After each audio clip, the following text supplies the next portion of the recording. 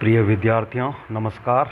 मैं डॉक्टर चंदन प्रकाश, लेक्चरर इतिहास विभाग, वीर विरमदेव राजकीय स्नातकोत्तर महाविद्यालय जालोर में अपने पर्सनल यूट्यूब चैनल पर आप सभी का हार्दिक स्वागत करता हूं। प्रिय विद्यार्थियों, आज हम BA part third year paper second के अंतर्गत इकाई 1 में राजपूतों की उत्पत्ति के अंतर्गत अग्निवंशीय राजपूतों के बारे में अध्ययन करेंगे। राजपूतों की उत्पत्ति। इन राजपूत कुलों का अधिवासन राजस्थान के संदर्भ में बड़े महत्व का है, अतएव ये आवश्यक हो जाता है कि हम उनकी उत्पत्ति के संबंध में कुछ विवेचन करें।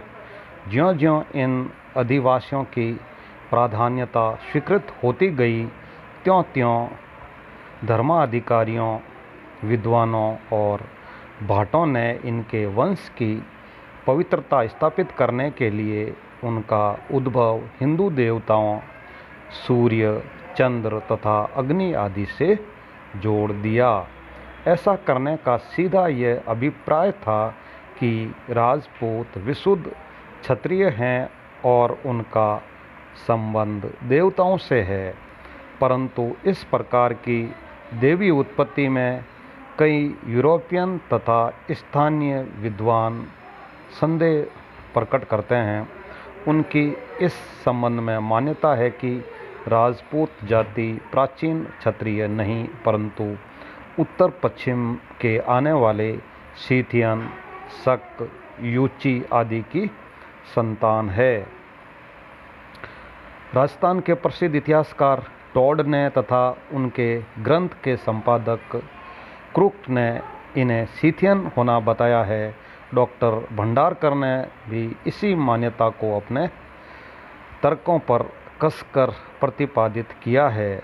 स्मिथ ने कुछ राजपूत कुलों को स्थानीय और कुछ एक को सीथियन प्रमाणित किया है। वैद्य ने यह सिद्ध करने का प्रयत्न किया है कि राजपूत विशुद्ध क्षत्रियों से उत्पन्न हुए थे।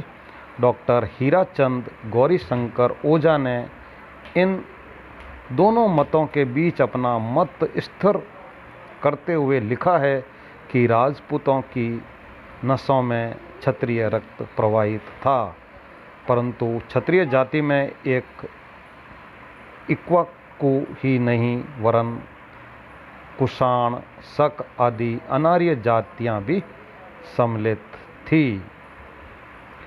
अतएव राजपूतों को क्षत्रिय मानने अथवा न मानने के संबंध में अनेक मत बन गए हैं, जिनका वर्गीकरण हम अग्निवंशी, सूर्य, चंद्रवंशी, विदेशी वंशी तथा गुर्जर और ब्राह्मण वंशीय शीर्षक के अंतर्गत करेंगे और देखेंगे कि प्रत्येक में तथ्य कितना है।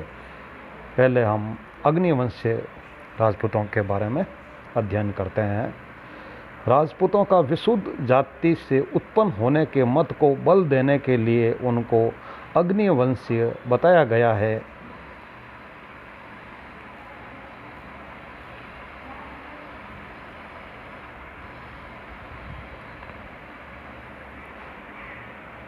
इस मत का प्रथम सूत्रपात चंद्रबरदाई के प्रसिद्ध ग्रंथ पृथ्वीराज रासो से होता है। उनका लिखना है कि राजपूतों के 4 वंश प्रतिहार, परमार, चालुक्य और चौहान वशिष्ठ के यज्ञ कुंड से राक्षसों के संहार के लिए उत्पन्न किए गए। ऐसा करना इसलिए आवश्यक हो गया कि वे राक्षस ऋषियों के यज्ञ को हाड़, मांस, विष्ठा, मूत्रा के द्वारा अपवित्र करते थे।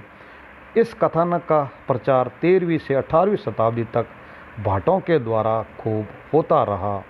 नैन्सी और सूर्यमल मिश्रण ने इस आधार को लेकर उसको और बढ़ावे के साथ लिखा। इन चारों वंशों के राजपूतों ने इस मत को अपनी विशुद्धता की पुष्टि करने के लिए अपना लिया। कर्नल टॉड ने भी इस अग्निवंशीय मत को अपने मत विदेश वंशीय राजपूतों की पुष्टि में मान्यता दी। क्रुक ने अग्निवंशीय कथानक को इनका विदेशियों से शुद्ध करने का आयोजन बताते हुए उसकी प्रामाणिकता पर बल दिया। परंतु यदि गहराई से अग्निवंशीय मत का विश्लेषण किया जाए तो सिद्ध हो जाता है कि यह मत केवल मात्र कवियों की मानसिक कल्पना का फल है। कोई इतिहास का विद्यार्थी यह मानने के लिए उद्यत नहीं हो सकता कि अग्नि से भी योद्धाओं का सृजन होता है।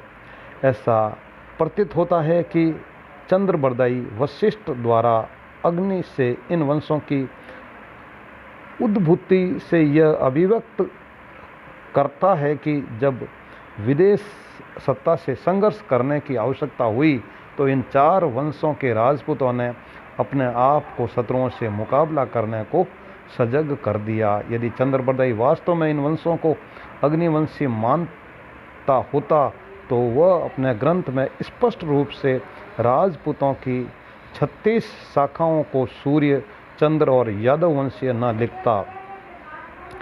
6वीं शताब्दी से 16वीं शताब्दी के अभिलेखों तथा साहित्यिक ग्रंथों की सामग्री हमें यह प्रमाणित करने में सहायता पहुंचाती है कि इन 4 वंशों में से 3 वंश सूर्यवंशीय और चंद्रवंशी थे। उदाहरणार्थ प्रतिहार, जिन्होंने कन्नौज में अपने राज्य को स्थापित किया था, सूर्यवंशी थे। राजशेखर ने महेंद्रपाल को रघुकुल तिलक की उपाधि से अलंकृत किया। इसी तरह कई दान पत्रों से सोलंकियों का चंद्रवंशी होना प्रमाणित होता है। बिहारी प्रस्तर अभिलेख में चालुक्यों की उत्पत्ति चंद्रवंशी बताई गई है। हर्ष अभिलेख पृथ्वीराज विजय काव्य तथा हमीर माँ काव्य से चौहान सूर्यवंशी क्षत्रिय की संतान है। परमारों के संबंध में जहाँ तहाँ उल्लेख मिलते हैं, जिनमें उदयपुर प्रशस्ति, पिंगल सूत्रवृत्ति, तेजपाल अभिलेख आदि मुख्य है, वहाँ उन्हें अग्निवंशी नहीं बताया गया है। उनके लिए ब्रह्मक्षत्र कुलीन शब्द का प्रयोग किया गया है। वास्तव में अग्निवंशीय कथानक पर विश्वास करना व्यर्थ है, क्योंकि संपूर्ण कथानक बनावटी व अव्यवहारिक है। इस कथानक का स्वरूप डिंगल साहित्य की शैली पर निर्मित होने से ऐतिहासिक तथ्य से रिक्त है। यह बात सर्वमान्य है कि रासो साहित्य में सभी अंश मौलिक नहीं वरन पिछले समय से जुड़े हुए हैं। अतएव सारे कथानक का मूल पाठ से मिलावट करना अस्वाभाविक नहीं। डॉक्टर ओझा भी इस संबंध में लिखते हैं कि ऐसी दशा में पृथ्वीराज रासो का सहारा लेकर जो विद्वान इन 4 राजपूत वंशों को अग्निवंशी मानते हैं, यह उनकी हठधर्मी है। वैद्य ने अग्निकुल मत को कवि कल्पना बताते हुए लिखा है कि अपने वंश की प्रतिष्ठा का प्रतीक समझकर राजपूतों ने भी इसकी सत्यता पर कभी संदेह प्रकट नहीं किया। डॉक्टर दशरथ शर्मा भी इस मत के संबंध में लिखते हैं कि यह भाटों की कल्पना की एक उपज मात्र है। डॉक्टर ईश्वरी प्रसाद भी इसे तथ्य से रहित बताते हुए लिखते हैं कि यह ब्राह्मणों का एक प्रतिष्ठित जाति की उत्पत्ति की महत्ता निर्धारित करने का प्रयास मात्र है।